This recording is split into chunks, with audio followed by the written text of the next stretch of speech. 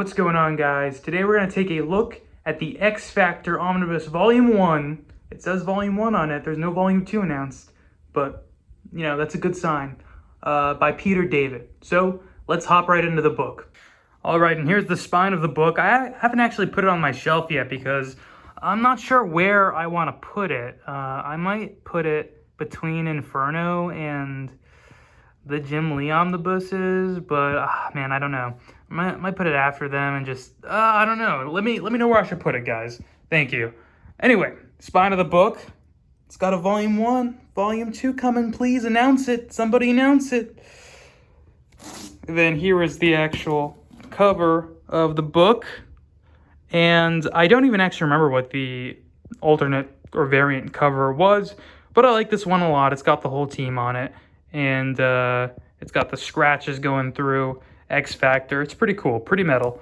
Flip it over, and we got Strong Guy Guido taking up most of the back there. All new, all different, and all bets are off. It is a very different book, so let's get right into that. Okay, guys, here is the omnibus without its dust jacket. As you can see, it's got this awesome wraparound cover featuring the members of X Factor. There's my boy Havoc right there, and if we flip it over, you got Strong Guy, Guido, Polaris, multiple mans right there. I wonder if Quicksilver is hanging around somewhere on the cover. May or may not be. Alright, so let's open up the actual book now and take a look at what we've got here. X Factor again. There's our team leader Havoc, who was a bit reluctant at first. There's the team with Rain, Multiple Man, Polaris, Strong Guy, Havoc. And then, Quicksilver isn't here either, but I guess he's kind of like a temporary member, maybe not officially on the roster. But anyway, it starts off with this issue that is actually collected in the Jim Lee omnibus with Legion, and it's like the very famous Charles Xavier moment of, what am I gonna do with 14 X-Men? And that sort of leads us in and sort of sets up some foundation for what X Factor is gonna be. So, what is X Factor? And let me tell you, before this, I wasn't very familiar with what X Factor was. Really, the only X Factor I've read has been the modern run that's going on right now in Hickman's era of X-Men. And, that seems a little bit different. There are some similarities, but, overall very different. So X Factor is sort of, I think it's the replacement for what Freedom Force was. And the way I equivocate Freedom Force is to sort of like a Suicide Squad type group. It was a government-mandated mutant group where they took bad guys like Mystique and Destiny and like the Blob, and they, used them for government missions. They were trying to flip them. Now, I don't know how that actually dissolved or what happened to them, but, didn't work out. So now they've got X Factor, which is this government-mandated mutant group of good guy mutants. And so, the team is Havoc, Polaris, Wolfsbane, Rain, Multiple Man, and then there's this really, I never thought I would like this character based on his appearance, but his name's Guido, and he goes by Strong Guy, which sounds stupid. It does. It sounds like a stupid name. But you know what? He makes a pretty good argument for it, because he's all like, oh, Strong Guy's stupid, but Superman isn't? Come on. And you know what? Fair enough. It is funny, though, that, like, Havoc refuses to call him Strong Guy a lot. He's like, Guido. And Guido's like, no, it's Strong Guy. Say it. We get Kermit the Frog in this. Come on. No, okay, but this probably looks really weird. And let me tell you, X Factor, this omnibus, it is very weird. It is imbued with this general sense of oddity. And it's not like Excalibur, Alan Davis Claremont type weird, where it's like very zany, whimsical, and magical.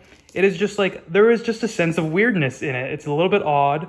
It's a little bit off-center. But it's doing that in a very, very fun way. And it's a really enjoyable weird that is still somehow kind of grounded in reality. It's hard to articulate, but I really liked the vibe of the whole thing. But anyway, what you just saw with Kermit the Frog and everything is actually this really interesting storyline that goes on with Jamie, who is the Multiple Man.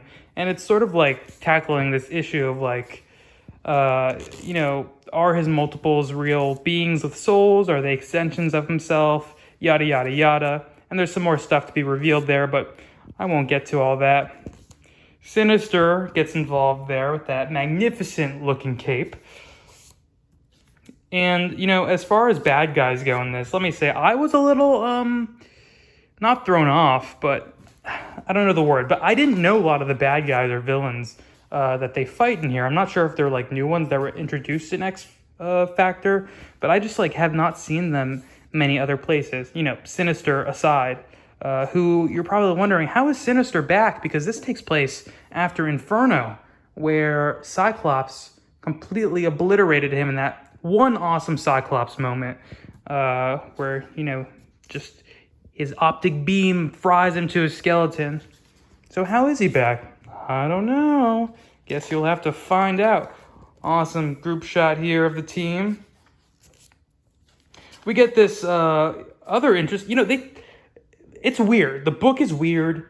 It's odd. It's funny. But they do tackle some heavy themes. Like this one right here is about sort of, I mean, I guess it is a government-mandated team, so you're going to have to tackle political and economic and social themes. But this storyline right here with the Hulk is sort of about geopolitical affairs and, you know, government interference in rebellions that are happening in other countries. And it's the same type of stuff that, you know, is being talked about today and is always socially relevant. And that's one of the big things I like about all these X-Men comics. They're super embedded with that, and they're super tapped in to the pulse of what's always going on. There is some awesome chemistry between the whole team here. There's even this fun sort of drama, and, you know, I'm petty. I live for the drama in these X-Men books.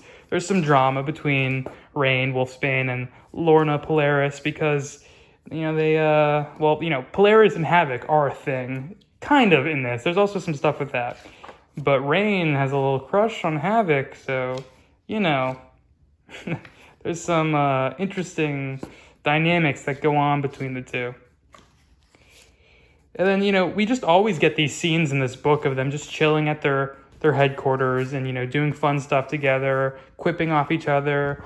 There's some eye candy for the ladies or the men who are interested. You know, all that jazz. They get their own danger room.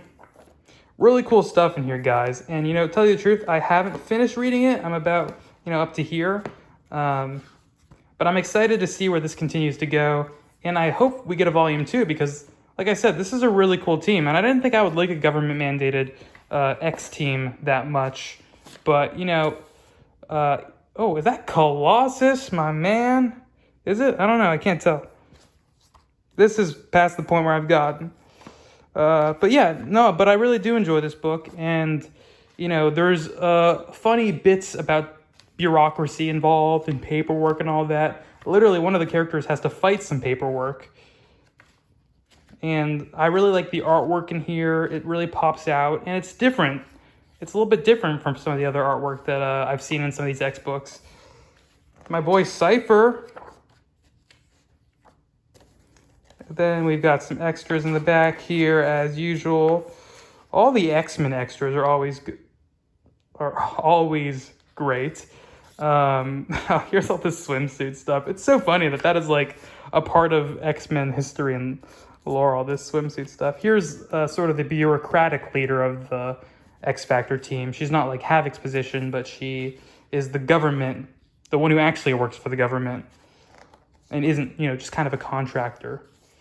Thank you guys for watching. Please like and subscribe. Let me know if you're going to pick up this book or if you have picked up this book or if you're excited that it's got a volume 1 on the side. And also stay tuned because I've got a Wolverine volume 2 omnibus video coming out and I've got another Captain America omnibus I've got to read. So thank you for watching.